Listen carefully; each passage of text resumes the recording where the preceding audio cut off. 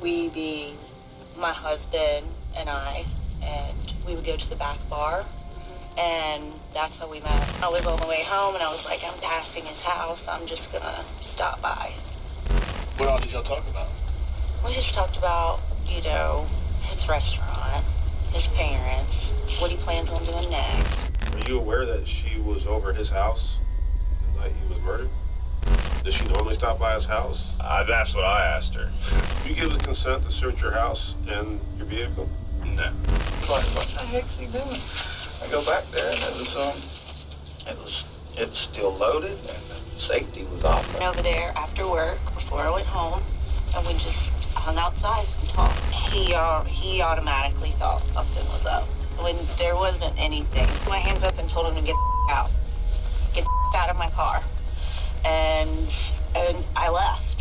And then he called me and said, I need you to come get me.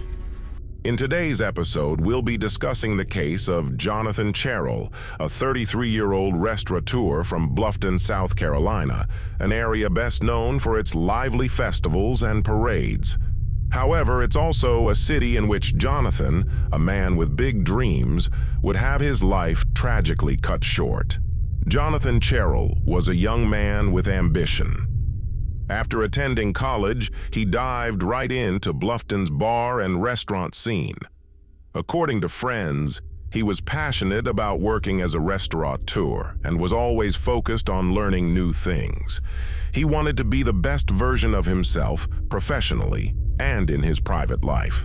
Not only was he passionate about his work, but he also had a reputation for his outgoing personality.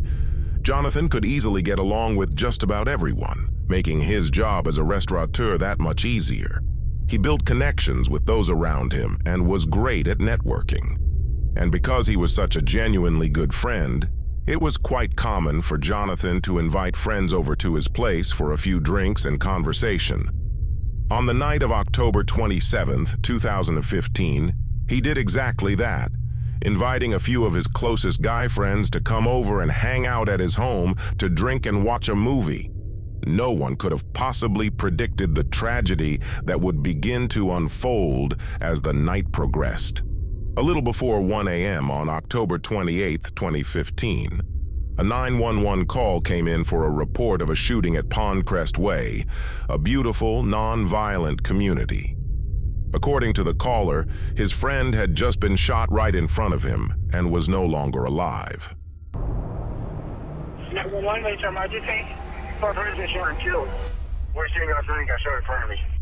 The local authorities immediately rushed to the area, with the first officer on the scene arriving within 60 seconds. Upon arrival, the authorities located multiple men inside the home, including Jonathan's friend, who called 911, and his roommate. They immediately had both men exit the home and stand out front while they went to the back patio of the house, where they quickly noticed a body slumped over. The body was that of Jonathan Cherol. Police were initially puzzled over the situation, wondering what happened and why someone would have wanted Jonathan dead.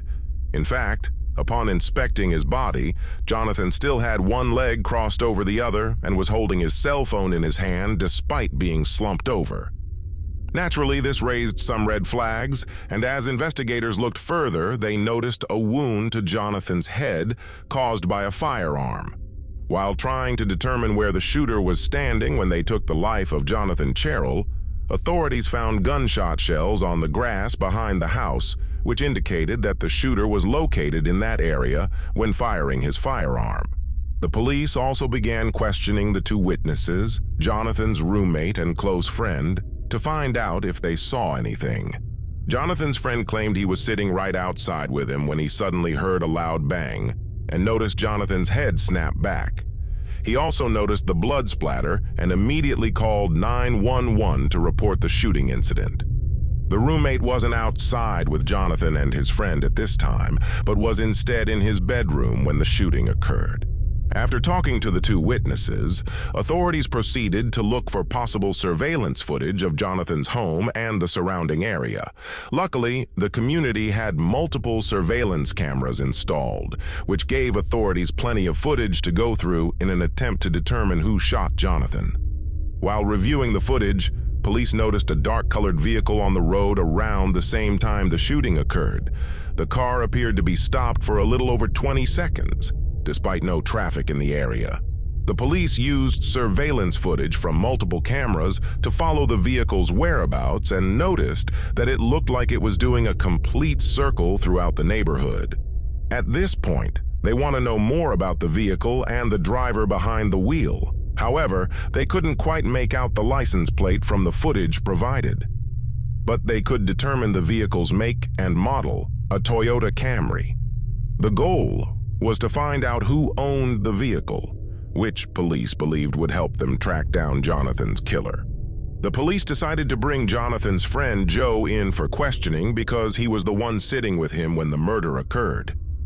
During the interrogation, Joe stated that Jonathan told him a white woman came over to his house earlier in the day, claiming to have car trouble. Jonathan says he attempted to help her with her vehicle and noticed she was incredibly flirty. Rupert said he heard a knock or the doorbell rang. He looked through and the people, we saw a girl there. He said she had car trouble or something, so she pulled into his driveway. Went out and looked at her car. They said everything was fine. He said she tried to make out with him? Yeah.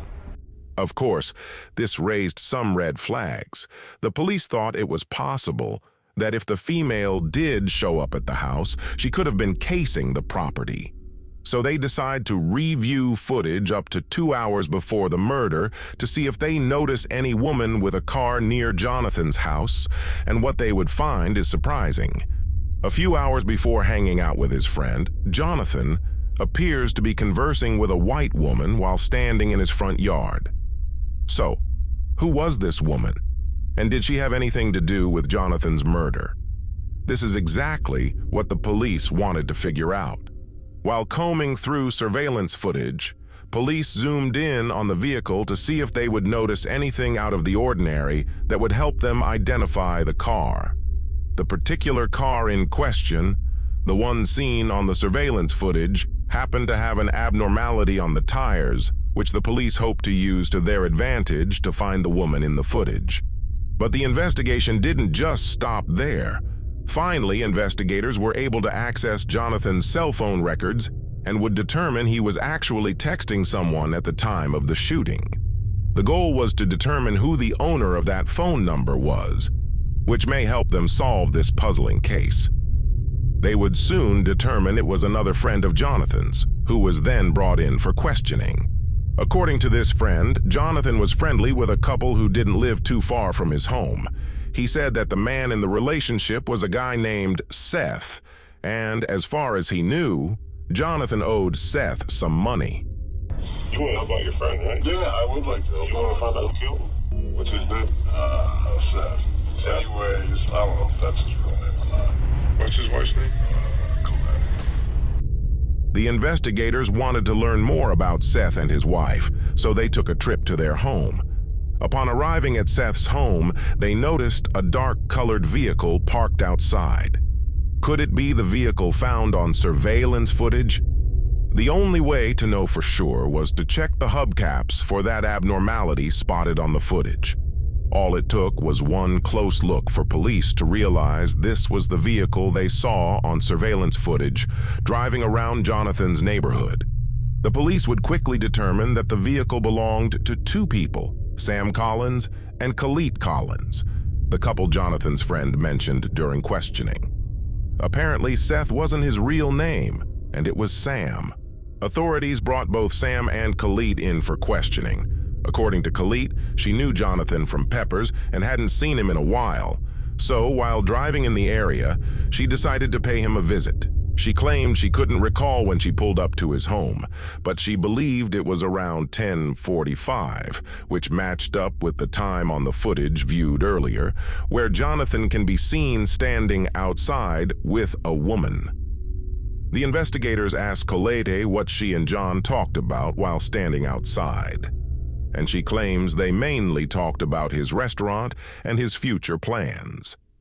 Colette says she stayed there for nearly an hour before heading to a gas station and purchasing a bottle of wine. Once she bought the wine, she drove around while drinking it for about an hour and then went home to go to sleep. The investigators noticed that Colette didn't show much emotion for someone who just lost a friend. After all, she cared enough to stop by Jonathan's house to chat with him for nearly an hour, but didn't seem to care that he was no longer alive. Yeah, everyone's gone. You like some bottled water or Diet Coke? Diet Coke? How do you know him? I know him from Peppers. We being my husband and I, and we would go to the back bar, and that's how we met John. You remember what time you got there? Maybe around 10-ish. Did he know you were coming by? No, he didn't know. He signed his present. I was on the way home, and I was like, I'm passing his house. What all did they talk about? We just talked about, his restaurant, his parents. With more questions than answers, they began interrogating Sam Collins to get an idea of what he was up to on the night of the murder. According to Sam, he was home. When asked if he knew his wife went to Jonathan's house, Sam said he did know. He claims he was sleeping, got up at 1 a.m. because Colette came home, and that was it. When asked to give consent for a search of his home and vehicle, Sam declined, but he did agree to provide a sample of his DNA at that point. Tuesday night, where were you? I was at home. She did mention to me when she came home that she stopped by there. Does she normally stop by his house? That's what I asked her. I currently have no weapons or anything like that. Do you give us consent to search your house and your vehicle? No. You wouldn't give us consent to search your house and vehicle? No, that's just... Okay. Feels like invasion of my privacy. 4 days after interrogating Sam, a police officer stopped Sam Collins' vehicle because he could smell the presence of marijuana. During a body search, the officer finds a small amount of marijuana in one pocket, along with a shotgun shell. The arresting officers searched the vehicle with hopes of finding the firearm, but were unable to locate it. Even so, the fact that Sam had a shotgun shell was quite suspicious, considering he claimed he didn't own a shotgun. While police believed that Sam was their guy, they had to prove it, so they decided to request his cell phone records. Upon review of those records, they would determine Sam had sent text messages to a friend about putting their shotgun back and wrapping it in camo. The same friend would later tell the police that he had loaned Sam a firearm for his protection, which happened to be a shotgun with the same caliber as the murder weapon. The ballistics test also returned positive, while Sam Collins' DNA was found all over the gun. The police quickly arrested Sam along with his wife because it looked like she had driven him to Jonathan's house to commit the crime. But why did Sam do this? The truth would soon come out. Colette arrived home intoxicated after sipping on wine throughout the night. Once she got home, she told Sam she had stopped by Jonathan's house earlier that night. Sam immediately experiences a sense of jealous rage, believing his wife might be having an affair with his friend. So, he grabbed the shotgun and told drunk Colette to take him to Jonathan's house. Sam says he proceeded to shoot Jonathan and then left immediately after doing so. Sam Collins, 39, was convicted of first-degree murder in October of 2017 and has been sentenced to 50 years in prison. Colette went to trial for accessory to murder after the fact in January 2018, with Sam being the state's key witness for her case. Colette Collins received a sentence of a maximum of 15 years. Sadly, Jonathan Cherol lost his life too soon simply because Sam Collins believed his wife was having another affair. However, an intimate relationship between Jonathan and Colette has never been verified. As we conclude this chilling journey into the depths of true crime, We're left with more questions than answers. The mysteries that shroud these cases remind us of the fragility of life and the darkness that can lurk within the human soul. If you found yourself captivated by the twists and turns of these real-life tales, don't forget to subscribe, hit that notification bell, and join our community. Your support allows us to continue diving into the darkest corners of true crime. Remember to stay vigilant and keep a watchful eye on the world around you. Thank you for joining us on this journey through the shadows of true crime. Until next time, stay curious, stay safe, and goodbye for now.